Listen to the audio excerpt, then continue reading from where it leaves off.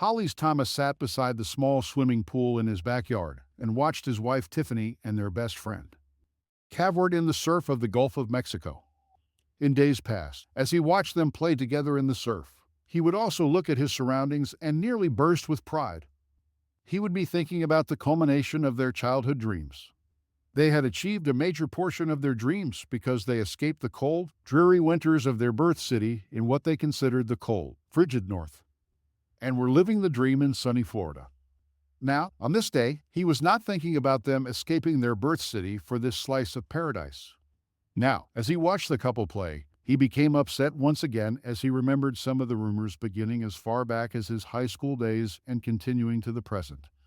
He totally ignored his pleasant surroundings and keyed in on what was actually occurring in the surf and sand. Up until the middle of the past week, he could honestly say he loved both Tim and Tiff more than any other people on this earth. For years, he had trusted them with his very life, with his happiness, even with his soul. They were almost as one. If one was sad or unhappy, they all were. If one of them hurt, they all did. Now he understood the trust and love he once held for them was misplaced. Hollis, Tiff, and Tim met their first day of middle school when they were all placed in the same homeroom. Somehow, they hit it off immediately and formed a bond that lasted through high school and college for him and Tiff. Timothy was a slacker deluxe. He was the typical beach bum even before he had a beach on which to practice his art. He really had no ambition. He always dressed in surfer dude clothes and talked the beach bum talk, interspersed with the slang of the drug culture. Every sentence he uttered was filled with surfer and toker slang. Hollis never knew Tim to use hard drugs, but he was an expert in the use and abuse of weed and alcohol. Like many young men who acted like he did, there was something about him that the women loved. They flocked around him like bees to honey. He was a handsome, tan young man who knew all the right things to say to a woman. Tim could bed nearly any woman he decided he wanted, and it seemed as if he wanted them all. Until recently, Hollis thought he restrained his urges when it came to his best friend's wife, but now he knew differently. The three friends graduated high school together and applied to colleges together. The only colleges they considered were those in Florida. The location of the college or university was more important than its reputation or the degrees they could obtain there. They all were accepted to the same college and moved in together when they began their higher education. It only took Tim a semester to flunk out and declare college was not for him. He gravitated to the beaches near Fat Myers, Florida, and lived hand to mouth for the remainder of his friends' college careers, seeing them nearly every weekend and most summers. While Hollis and Tiff were in college, Timothy worked several part-time jobs on and close to the beach. He worked at times for a pool company, local beachside businesses, and a local beach rental shop. For some reason, that was where he shined. He could rent sand to an Arab. Hollis decided he was so successful because the tourists loved his surfer dude patter while he talked them into rentals or purchases. Hollis's employer owned the beach rental company with a small retail store attached as well as a larger tool and equipment rental outlet where Hollis worked. The store in which Tim worked mostly sold used beach rental equipment, but also sold anything that could be used on the beach from chairs to swimsuits, sunblock, drinks, and so forth. Tiffany and Hollis majored in business in college. Tiffany took a degree in marketing. Hollis had a double major, taking a degree in management information systems and business management. When they graduated, they both managed to get jobs quickly. Hollis began working in the equipment rental business for Tim's employer, quickly rising to store manager and second in charge to the owner. Tiffany obtained a job selling clothing in a beachside boutique and quickly rose to assistant manager. All three of the friends worked within a half-mile of each other and saw each other daily. Hollis and Tim, working for the same employer, saw or talked to each other several times during the day some days. Many days Tim would make a point of telling Hollis he and Tiff had lunch together. Their businesses were on the same block, and they even spent most of their breaks together. Rumors started to circulate once again about Tim and Tiff, but once again Hollis ignored them. After all, they were all friends from childhood, and he trusted them. Tiffany had already gone with Tim when they were younger and found him not to be husband material. After all, she rejected him and married Hollis, so he had no reason to worry, did he? Other than women and anything done on the beach, Tim had one true passion in his life. He loved Mustang automobiles. If the conversation was about cars, he was in the middle of it talking about the Ford Mustang. His first car was a Mustang, as had been each succeeding one. He finally managed to get enough money ahead to purchase a new Mustang, but it was not just a Mustang. He bought a Shelby in ruby red metallic with black accents. When he wasn't chasing privates or hitting the beach, his free time was spent cleaning, babying, and modifying his first love, the Mustang. Tiffany was the first person to ride in his new car and was seen many times riding with him thereafter. Hollis remembered the good times when he and his two best friends would take a road trip or go camping or just hang out. Tiffany was always there for both of them, but she was his. She was just Tim's friend only, she said. Now it looked as if she was more even back then. She never said she was a friend with benefits. But apparently that is what she was and still is. It was only the past week when he was finally slapped in the face with her disrespect and cheating. He finally discovered the rumors over the preceding years were correct. Hollis almost wished he hadn't volunteered to deliver another set of rental scaffolding to a work site the day he discovered his betrayal. He was bored and the renter claimed it was urgent. He received the scaffolding immediately, so Hollis told his boss he would deliver it. If not for that, he could have remained blissfully ignorant a while longer. He would never have known the rumors were true. He felt his stomach clench with anger once again as he remembered what he saw while he watched. What he now knew were the not-so-innocent goings-on in the surf. How could he have been so blind? Everything was crystal clear now. The day his life turned to crap was a gorgeous day. Business was slow, it being a Tuesday, so when the order came into the store, he told Mr. Wilson he would deliver the scaffold instead of asking their driver to work late. That not only saved them the overtime they would have paid the driver, but got him out of the store for an hour or so, and it made a good customer happy. A win-win situation, but in the end he lost. He decided to return to the store on Beach Road, the one that meandered past Tiffany's and Timothy's workplaces. He passed the small building, almost a shack, in which Tim worked just in time to see Tiffany meet Tim outside the door with a steamy kiss. His hands rose under her loose blouse and mauled her chest for a moment. Then he rushed her through the door. As she entered the building, he ran his hand under her skirt. And she turned, smiling and giggling. She bent forward slightly at the waist and grabbed Tim's arm as she continued into the building backwards. As soon as the door closed behind them, she grabbed Tim for another long kiss. There was no doubt she was the aggressor that time. Tim quickly put a closed for lunch sign on the door and followed Tiffany deeper into the building. Tiffany was laughing and pulling Tim along by his hand. Hollis quickly pulled his new F-150 into the parking lot beside Tim's Mustang. He walked, almost ran, toward the store and peered into the building. He couldn't see anything. The lights were off and door locked. No one was in sight.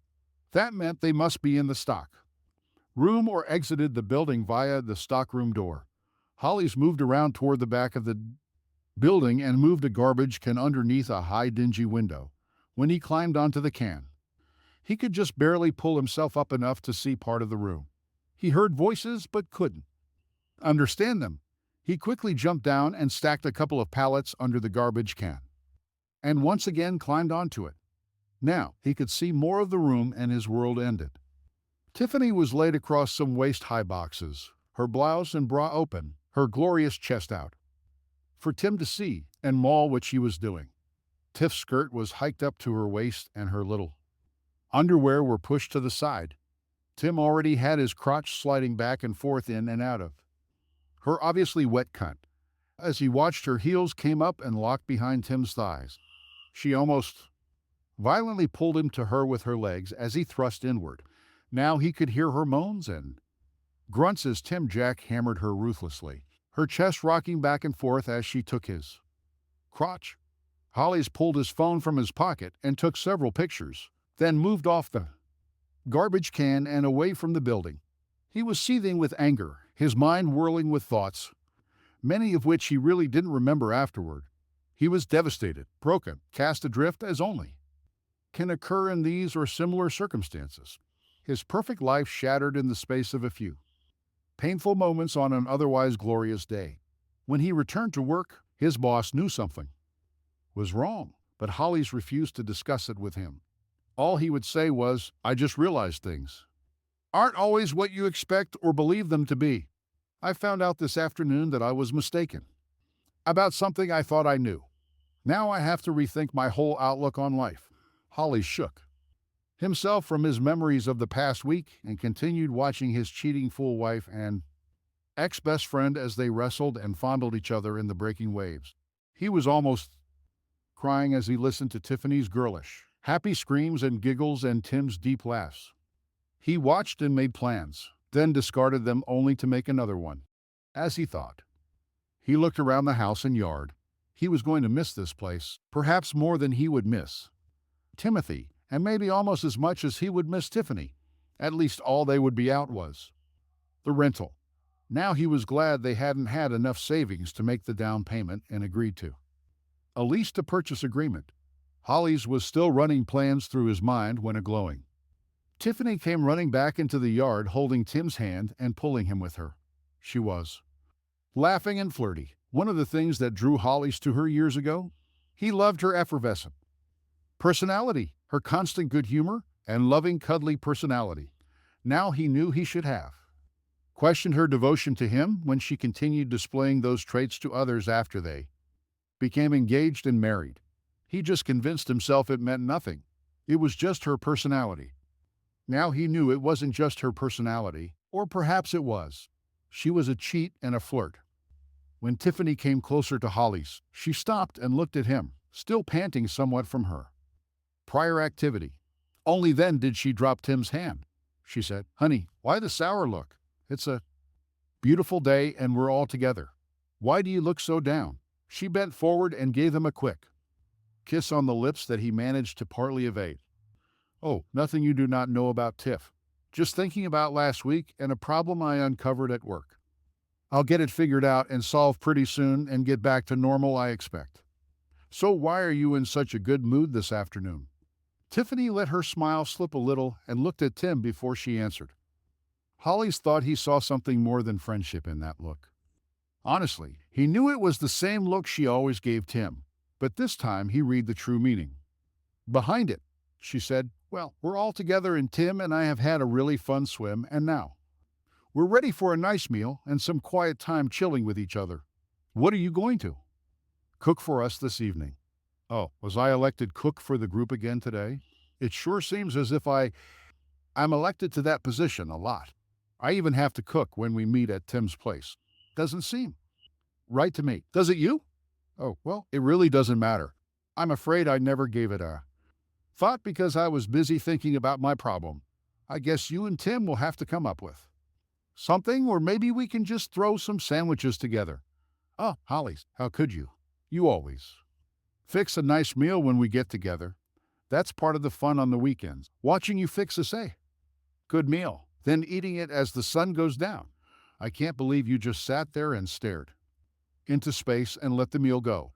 Now, what can we do?" Her eyes sparkled and she grabbed Tim's hand, then turned to Hollis and said, "I know. You can chill some wine and set the table, and Tim can take me for a ride in his Shelby. We'll buy some takeout and we can all eat out here on the patio. I've heard about a fabulous new restaurant downtown, and this will be the perfect time to try it." Tiffany rushed into their bedroom and quickly changed into a sundress and sandals. When she came back onto the patio, she smiled and said, "Well, come on, Tim, let's hit the road." She grabbed his hand and pulled Tim toward the front door and the parked cars. Her eyes were glistening as she turned back to Hollis and said, "We probably won't be back for about an hour and a half, honey. We have to give them time to prepare the food after we get there. I'll call when we start back." Hollis stood in shock as he saw the front door close. He heard the Shelby rumble to life, then the chirp of tires as Tim got on it. He couldn't believe what just occurred. Oh, sure, similar things had occurred in the past. But this was more blatant, or perhaps he was just seeing it with a new perspective. Many times after Tim and Tiff wrestled in Rough House together, she or Tim would find an excuse for the two of them to run an errand together. Until now, Hollis never thought much about it. They had been doing similar things since middle school. Heck, occasionally, he and Tiff would take off and leave Tim alone back then, too. Of course, they never, or almost never, had love like he now suspected Tiff and Tim were doing. Of course, now that they were married, they didn't have to run off if they got so worked up they had to make love. They just excused themselves and went into the bedroom or waited until Tim left and they went to bed. Holly sighed and returned to the patio in his chair. He took his glass and bottle of the Bovine with him. He never even made an effort to chill the wine or set out the plates and silver. He never even moved an hour and a half later when a giggling Tiffany called to tell him they were on the way home. When the two lovers returned almost 2 hours later, he was feeling no pain, and, except for walking into the yard to pee, had not moved from his chair or done anything, except drink the entire time they were gone. Tiffany was laughing and chattering as she and Tim came in the front door. They noisily trumped through the house and exploded into the kitchen. When she came out onto the patio, her chatter stopped, as did she. Tiffany looked at the still unset table and turned to Holly's. She said, "Holly's, what in the world have you been doing? I thought you were going to chill some wine and set the table while we were gone. It doesn't look as if you've even moved since we left. What the heck is wrong with you today? Hurry up and get the table set so we can eat. We're famished." Holly's looked at Tiffany with sadness but made no comment. Her disheveled appearance said it all. Her hair was mussed, her lips puffy and red, and her nipples tinted out the thin top she wore. It was obvious she was without a bra. He was positive she had one on when they left. Somehow, during a trip to obtain takeout supper, her normally neat appearance had morphed into a well-screwed one. Tiff made no notice of Holly's sorrowful look. She just continued berating him for not being ready to eat when they arrived. While Tiff was talking to Holly's about his failing, Tim unloaded the meal onto the table. He wouldn't, or couldn't, look Holly's in the eye. Holly's looked at each of them, then stood and walked into the kitchen without comment. When he returned, he only carried his own plate and silver. He quickly loaded it with the admittedly great-smelling food and sat down. He was already eating before Tiffany stormed into the house for her and Tim's eating utensils and plates. As she returned, she berated him once again for not setting the table for all of them. Holly's looked up at her and said, "Look, I'm tired and hungry. You were both able to walk into the kitchen for your own place settings. It wouldn't take that much effort for you to carry your own utensils and plates out here, so I let you do it." He turned to his meal once again. After he filled his plate, Tim sat across from Holly's and ate a few bites before he said, "Dude, this is so bogus. Man, why are you down on us like this? You didn't cook, and then you get all high and mighty after we make a trip for some good food and refuse to even help serve it. Man, this is so not like you. Dude, we are bros. Man, you gotta have my back here. Dude, help out. You know, that is some sweet woman you got there, dude, and you not helping her at all is a total insult, you know?" Holly's looked up at Tim and felt his anger surge. He glanced at a guilty-looking Tiffany before returning his attention to Tim. Tiffany was staring at her plate and trying to ignore the two men at the table. Holly said, "Well, Tim, I really do not see where it's any of your business what I do in my own house. You know, dude, I know you're used to me paying for everything when we're together and fetching and carrying for us all, but that is going to change. I intend to relax on the weekends just like you and Tiff do. That means I'm through doing it all for you, and you need to begin to pull your own weight here, dude." Tiffany gasped and looked up at Holly's in surprise. Holly's looked at his wife and said, "What? Do you have a problem with that, honey?" "Well, it's just, well, you know, Tim doesn't make enough to pay his own way when we do things together. He just barely makes enough for his car payment and rent. We've always taken care of each other. Why are you trying to change things now?" "Well, let me see. We're all adults here. We all work and are responsible for ourselves and our actions. Am I right?" Tiff whispered, "Yes." "Well, then, that means if we're together, we should help each other, and when we're separate, we should pay our own way. Normally, if someone is in a home as a guest, they at least offer to help, but they aren't expected to do so or to provide food for the homeowner. I have noticed no matter where we get together, you and Tim play and party while I fix the meal, serve it, and clean up. I am expected to spend our money for the items served as well. I do not believe this is an equal relationship we have here, and I'm tired of the inequality and unfairness in the relationship. Needless to say, the evening devolved into one of acrimony, accusations, and hurt feelings. Hollis was not ready to tell the other two why he decided to take a hard line in the friendship slash relationship, but they knew he was upset about something. For the next 2 weeks, he spent as much time as possible watching Tiffany and Timothy. Each week, he caught them numerous times kissing and fondling. Twice one week and 3 times the other, he actually got more pictures of them making love on company time. Heck, by his count, Tiff and Tim spent more time making love with each other than he and Tiff did before he caught them. Tim was certainly receiving more than half of the privates Tiff passed out. On Friday of the second week, Hollis walked into the owner's office and said, "Sir, I've been running some numbers in my spare time the last week or so. I think we can increase profits substantially if we close the store and beach rental unit and let Tim go." Mr. Tompkins gave Hollis a sharp look and frowned before he said, "I thought Tim was your friend." "Hollis, why would you recommend we close his store and fire him? There are times when we could use another employee here in the rental center. Wouldn't that be a better choice than just closing the other store and firing your friend? In some cases, I suppose that would be a better call, but in this case, that would be counterproductive, sir." Hollis leaned forward and gave Mr. Tompkins a copy of his figures before continuing his discussion. "I have several reasons for my recommendation. First and foremost is the store itself. During the busiest months of tourist season, it is constantly busy and generates a good addition to the bottom line. However, in the off-season, it does not even pay operating expenses. If we only operated the store from mid-April through mid-September, we would capture 89% of its yearly profits. I suggest you either lease the building or sell the building and lot. If you choose not to do that, I suggest we only operate the store April through September. I have included numbers for each choice. If you sell or rent the building, we could save a portion of the lot for a mobile store that was only operated those 5 months and generate much higher profits for the business when the lease income is factored in.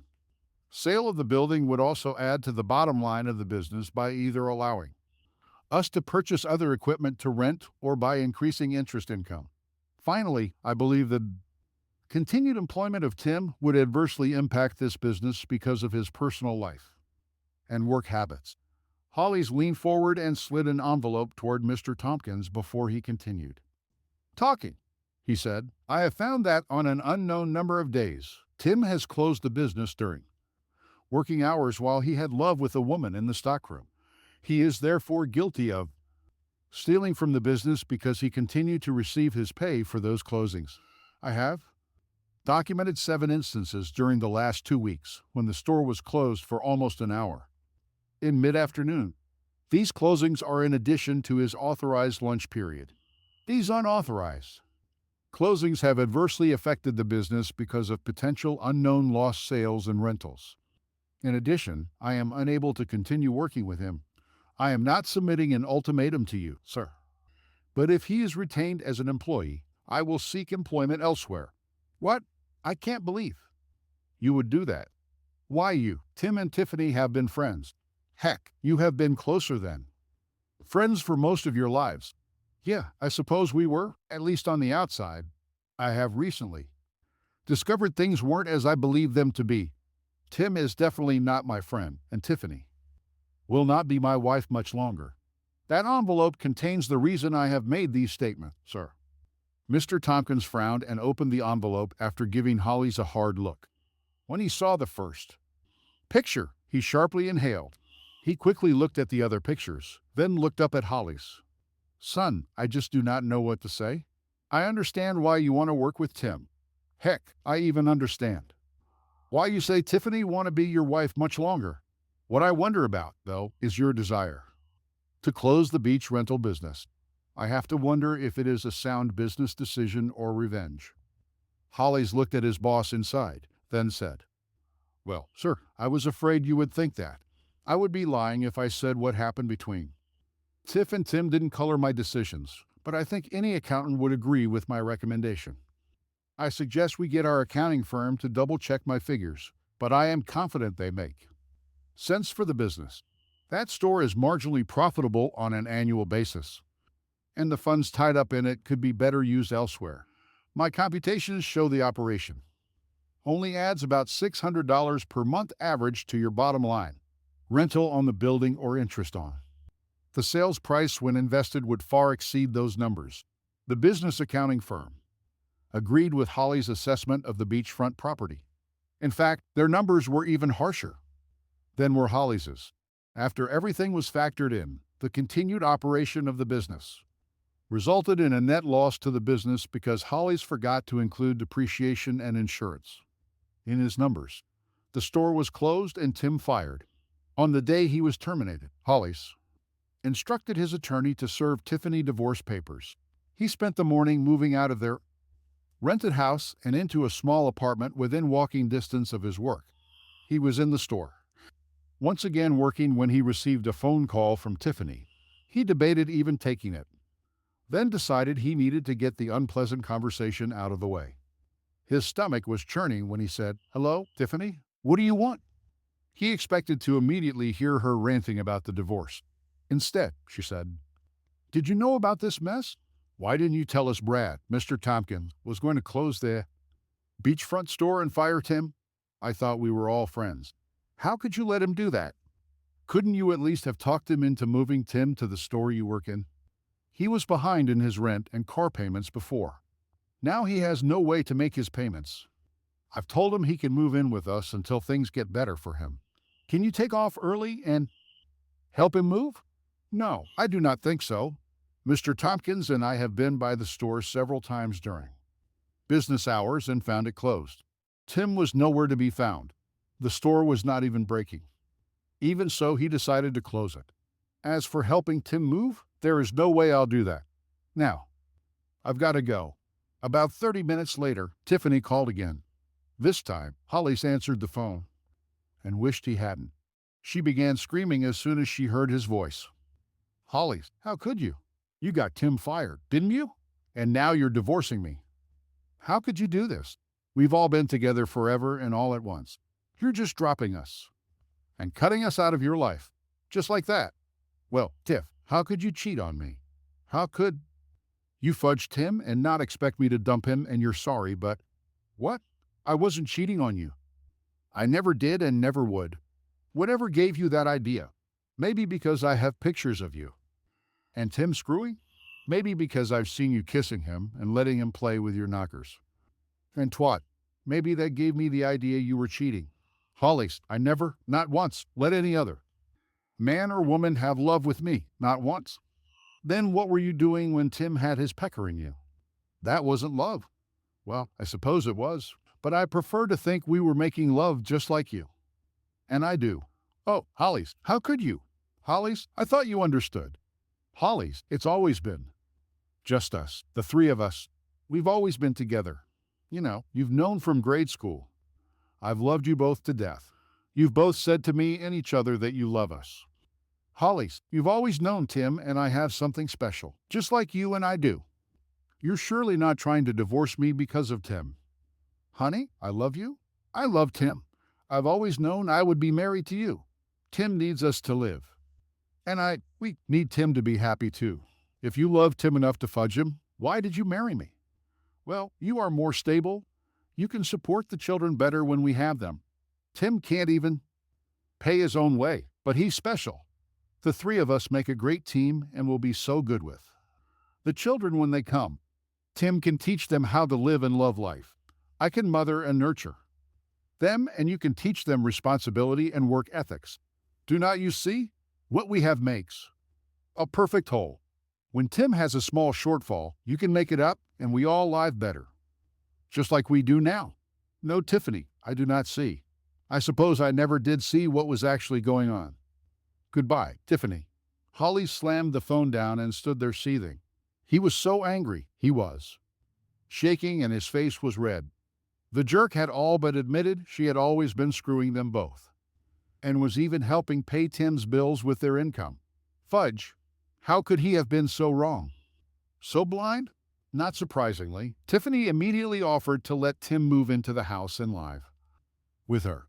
Even then, Tim couldn't make his car payments. 2 months after the split, Tim wandered into the store late in the afternoon. Hollis walked around the counter and met him near the door, planning to kick him out. Before he could say anything, Tim said, "Dude, you gotta help me, man. They are trying to take my car, man. I can't let them do that. Tiff made the payment last month, but we are tapped out now. Can you float me a loan, man?" "What?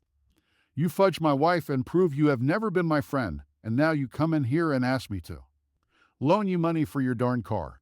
Get your butt out of here before I beat the crap out of you." "Whoa, dude, what's with the bad vibes, man? Sure, I nailed your old lady, but you were like, nailing mine too? I mean, she was with us both, you know? We both thought you knew that and were cool with it. But this is different, man. We've always been buds, man, and had each other's back. I need your help bad here, dude. We can sort the privates out later." Holly smiled and said, "You know, maybe I can take care of you after all. Tim, let me clock out here and we'll go to your bank and take care of this." Tim brightened up and smiled. He clapped Hollis on the back and said, "Righteous dude, I knew I could count on you." When they got to the bank that held the loan on Tim's car, they asked to speak to a loan officer. After they were seated, she asked what they could do. And Holly said, "I understand you hold the loan on Tim Redding's Mustang. He says he is behind, and you are going to repossess it. I've agreed to take over the payments so you do not have to. Take his car. Is that okay?" "Well, I can't really say." Tim broke in and said, "Whoa there, dude. I didn't say I was going to give up my ride here, man. I just wanted a loan for the payments, man." Hollis looked at the loan officer and said, "Excuse us a moment, please. I want to explain things to Tim here. Tim, all I'm doing is putting the loan and car in my name so I can make the payments. And we can take care of the car here. I'll take over the payments and keep the bill paid up. And you won't have the credit problems any longer." Tim relaxed and smiled, then said, "Oh, cool, dude. Right on. Let's get it done." The loan officer took Holly's information and ran a credit check. She smiled after she finished and said, "I see no problem with you taking over the payments on Mr. Reading's auto, Mr. Thomas. I can also take care of the new title request for you to turn into the state. Let me complete a few forms here and get some signatures, and we'll get things taken care of." She quickly stood and walked into a storeroom for the paperwork. After the loan officer left, Tim sat up straighter and turned to Hollis before he said, "Dude, what's this about changing the title to your name, man? I told you I can't lose my ride." "Hey, just chill, Tim. Since I'm taking over the payments for you, they have to do that to make things legal. You know the banks and government. It's their way or the highway." Tim relaxed once again and said, "Yeah, heck, I do not understand anything they do or say anyway. I was just worried about my ride, man. We're cool." In about 45 minutes, Tim had signed over his car to Hollis, and Hollis paid the past-due amount. When they got into Hollis' truck, Tim acted just like the Tim of old. It was all Hollis could do not to knock his head off. When they got back to the store, Tim jumped out of the truck and almost ran around to the driver's side. He smiled and said, "Hey man, I scored some killer weed yesterday. Let's go to a couple JLS and celebrate. I've got a dime bag in the car. I can't right now. Tim, I have to finish taking care of the papers on your car." "Oh, cool. I thought we were done with that." "Yeah, hurry so I do not lose it, man. Catch you later, dude." Tim lit up a J before he drove out of the parking lot. Hollis soon followed, then turned off, heading to the DMV to finish transferring title to Tim's car. Hollis was so happy with his subterfuge, he was almost dancing. He quickly completed the transaction and paid the fees, then left the building smiling. 2 weeks later, Hollis received the final divorce papers in the mail. As divorces went, it was fairly painless. Tiffany and he made almost the same amount, so there was no maintenance involved. Savings were minimal. They kept their own vehicles and personal property in their possession. No fuss, no must. He took his name off the lease for the small beachfront house they so loved and was free of her. He did miss that house, though, and the regular privates. Late the Saturday night after receiving the decree in the mail, Or more accurately, early. Sunday morning, Hollis rode one of the rental beach bikes to his old home. He carefully, quietly, unlocked the door, thanked the stars Tiff hadn't changed the locks or asked for the key back, and quietly entered the house. He smiled when he saw what he expected to see. There on the table were the keys to the Mustang. He quickly picked them up and started to leave. When he had another thought, I wonder where the other set of keys are. He moved to the cabinet, where Tiff always kept her purse, and looked in it. Bingo! There was a Mustang key fob on her keychain. He took it too, then left the house as quietly as he entered. Hollis walked up to the Mustang in the driveway and opened the door. Now came the dangerous part. He had to get it away with as little fuss as possible. This was one noisy jerk to start and drive. He grimaced when the engine started. Darn, it sure did sound great, though. As quietly as he could, Hollis backed from the driveway and drove down the street heading for his home. He would come back with his truck and pick up the bike he rode as soon as he got home, then wait for the fireworks. After he finished his lunch Sunday, Hollis received a phone call from an upset Tim. He was talking so fast Hollis almost couldn't understand him. Hollis, dude, it's totally bogus. Man, some dude offed with my ride. Man, you gotta help here. Dude, what am I gonna do? Man, calm down, Tim. Just chill. There's nothing I can do for you. Hollis finally just hung up the phone on the still rattling Tim and sat in his chair smiling. By this time, Tim had obtained a part-time job working for a pool company. During the next week, Hollis made a point of driving the Mustang past the business address when Tim should be getting off work. Finally, on Thursday, he arrived as Tim was getting into Tiffany's car for the trip home after work. Hollis smiled to himself and tooted the horn as he motored past the two lovers. He could hear Tim's scream of hatred even over the rumble of the engine. He gave a little more gas to the rumbling car and disappeared into traffic before Tim could get back onto the street. Mid-morning. The next Saturday, Hollis was waxing the Shelby when a city patrol car stopped in the parking lot. Behind the car, the officer walked up to him and said, "Are you Hollis Thomas?" "Yes, officer, I am." "Is there a problem? Is this your vehicle, sir?" "Yes, it is." Hollis laughed and continued, "Well, I guess not really." The officer tensed up and looked at Hollis as he continued speaking. "It really is mine and the bank's. Do you have the registration and proof of insurance, please?" "Sir?" "Sure. Give me a minute here." Hollis opened the door and dug in the glove compartment, then came out with the requested papers. As he handed them to the patrolman, he once again asked, "Is there a problem, officer?" "I'll just be a moment here, sir." The officer walked back to his patrol unit and ran the information. In a few minutes, he came back and handed the paperwork back to Hollis. He said, "We received a report from a Mr. Timothy Reading that his vehicle was stolen. The vehicle identification number he gave us for the stolen vehicle matches this one. He said he saw you driving the vehicle and wanted us to recover it. The registration and DMV records verify you own this vehicle. Can you shed any light on that subject, sir?" Hollis smiled and leaned on the car in the shade. He said, "Well, Mr. Reading used to own this vehicle but couldn't make the payments. I agreed to take over the payments to keep his credit record clean. We went to the bank and I took over his loan and ownership of the vehicle. I really do not know what his problem is, but I suspect he was either high when we did the deal or when he made the report to you, sir. We used to be friends, but when my wife and I divorced, he cast his lot with her, and I'm afraid we aren't as tight as we used to be. I did let him retain use of this vehicle for 2 weeks before I removed it from his residence. I felt 2 weeks were long enough for him to make other transportation arrangements." "I see. So you say he is into drugs and is trying to use the police to cause trouble because of your divorce?" "No, sir. I do not know how he feels about our divorce, and I really do not care. All I said was, the drugs might explain his memory loss about the vehicle sale. Okay, sir? Sorry, I bothered you." Sunday afternoon, Hollis was lying beside the pool when Tiffany and Tim stormed into view. Before he could get up, they overturned his chair and dumped him onto the hot concrete. Tim said, "Dude, why did you cop my ride? Man, I need the wheels back. Man, give me the keys." "Hey, you came to me and begged for help.